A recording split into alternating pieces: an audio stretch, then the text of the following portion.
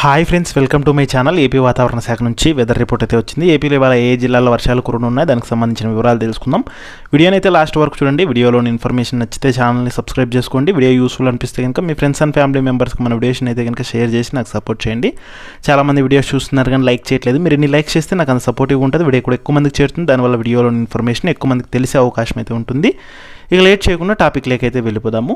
నైరుతి రుతుపవనాల ప్రభావంతో ఏపీలో పలు జిల్లాల్లో మోస్తరు నుంచి భారీ వర్షాలు కురిసే అవకాశం ఉన్నట్లు వాతావరణ శాఖ అధికారులు హెచ్చరికలు అయితే జారీ చేశారు. ఇక పూర్తి వివరాల్లోకి వెళ్ళినట్లయితే ఏపీలోకి నైరుతి రుతుపవనాలు అయితే ప్రవేశించాయి. క్రమంగా రాష్ట్ర వ్యాప్తంగా విస్తరిస్తున్నాయి. ఈ క్రమంలో ఏపీలోని పలు జిల్లాల్లో మోస్తరు నుంచి భారీ వర్షాలు అయితే కురుస్తున్నాయి.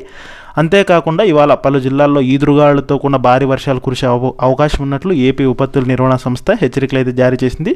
ప్రజలు అప్రమత్తంగా ఉండాలని అయితే తెలియజేసింది.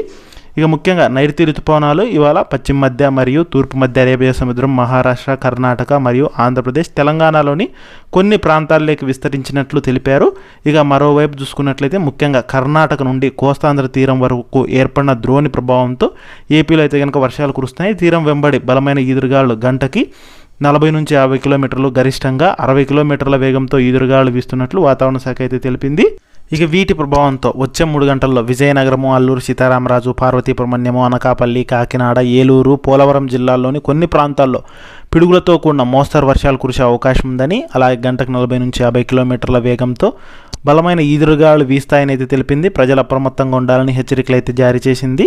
అలాగే చెట్ల కింద, విద్యుత్ స్తంభాలు, హోర్డింగ్లు ఉన్న ప్రాంతాల్లో నిలబడొద్దని, సురక్షిత ప్రాంతాలకు వెళ్లాలని అయితే సూచించింది.